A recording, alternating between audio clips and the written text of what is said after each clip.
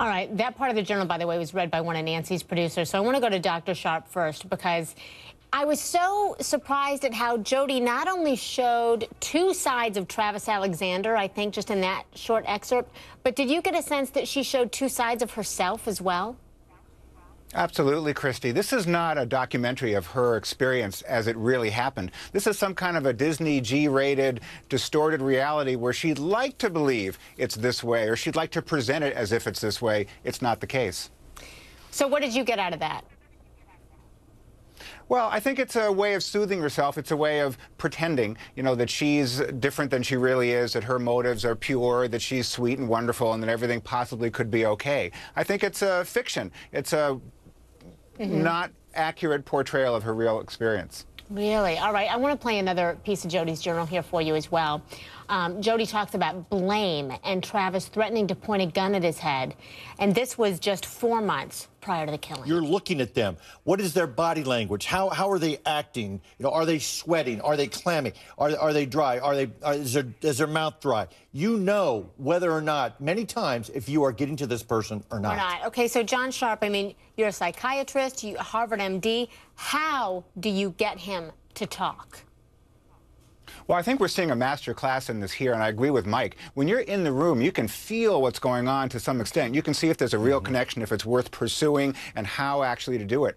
We see two things, actually. One is an appeal to his love for his kids, and then a kind of hammering where he's going after, what did you see? What did you see? As if you facilitate the detachment, which he must have had to do to create the situation in his mind to kill these daughters. So that's a really good point. Variety of techniques. That's a really good point, talking about the disconnect. But Mara, here, let me get to this, and then I want to hear from you, because okay, so we're talking about this dad in Wisconsin who killed his 3 little girls. We've seen the interrogation tapes, or at least part of them, that they aired yesterday during the trial. And I wanted to ask you, John, we saw him silent. We saw him crying. Then we see him talking about needing a lawyer.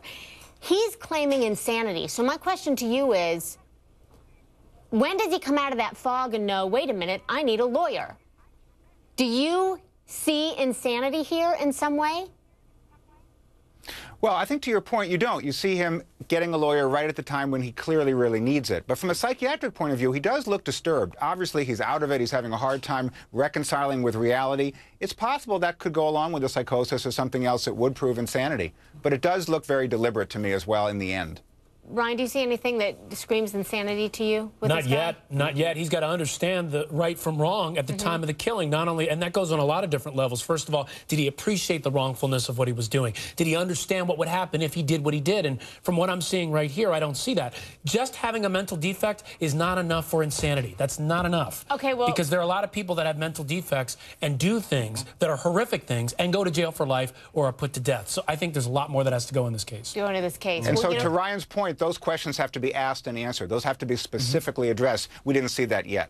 Okay, and most likely will at some point during this trial, and we'll follow that with you as well. But, you know, for a second day in a row, his ex-wife, can you imagine for her? His ex-wife is taking the witness stand. Yesterday, Jessica Schaffhausen was shown a picture of her girls and asked who they are. She said, my baby. My babies. Through tears. I can't even barely say that for her. She went on to describe why their marriage fell apart. She said he was playing video games. All right, so John, I want to go to you. As we listen to both of those moms, we talk about similarities, but I thought we saw some differences too, because Jodi's mom seemed to be very open, and Cindy Anthony seemed to backtrack a little bit and maybe do some protecting of her daughter in that statement. What do you think? That's absolutely right, Christy. What we see with Casey's mom is leading with anger. She's more protective of herself. What we're seeing with Jodi's mom is more sadness and confusion. In both cases, though, in a word, parenting is a journey. And I think what we're seeing is some attempt to connect and to improve a relationship that's very distant and very flawed. There are these allegations that Jodi violently abused Sandra. Those allegations came from Jodi's father. I think he's the one that said it. And she alluded to that a little bit. But do you feel that she was still protecting her daughter in some way? Is that just our maternal instinct? I do think so.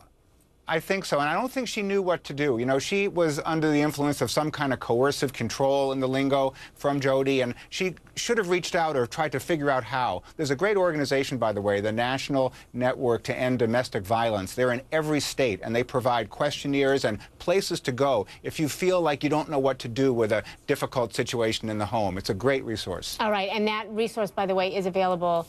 We put that link on our website as well, so we hope that you'll check that out. But I want to look, too, at how the moms responded as soon as they heard about their daughter's precarious situations. First of all, Sandra Arias told investigators that some of the evidence they found may have been circumstantial, but she was unsure if her daughter could have committed such a heinous crime. Listen to this.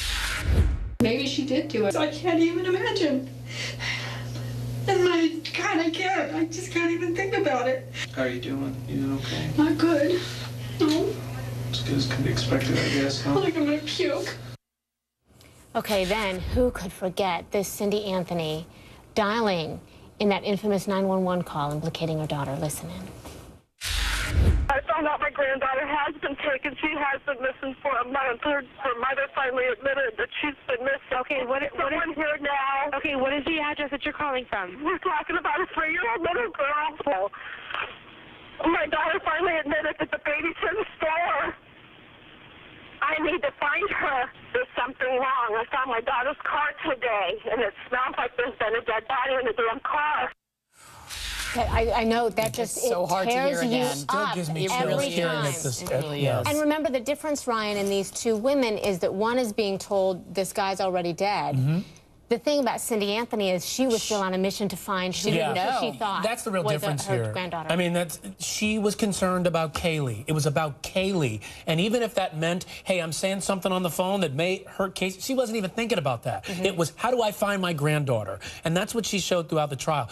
Sandra's story is very different. What I find interesting about her is that I completely believe her. I think she's totally honest. The reason why is police call you on the phone and say, hey, you're going to come down and talk about your daughter. You might try to lawyer up or try to not say certain things. She lets it all hang out in that interrogation. I mean, she is absolutely devastated. She maybe is feeling that she failed as a mother. You know? Yeah, and that probably I happens, think that's right. it? I think she's confused and she's depressed about it and she doesn't know what to say. You know, where Cindy is much more assertive, she's taking action, and you can't really know what to make of what she's saying. Right, okay. Boy, you know, we're going to be taking you live, by the way, to today's session of the Jodi Arias trial, of course, as soon as it starts, which could be at any moment.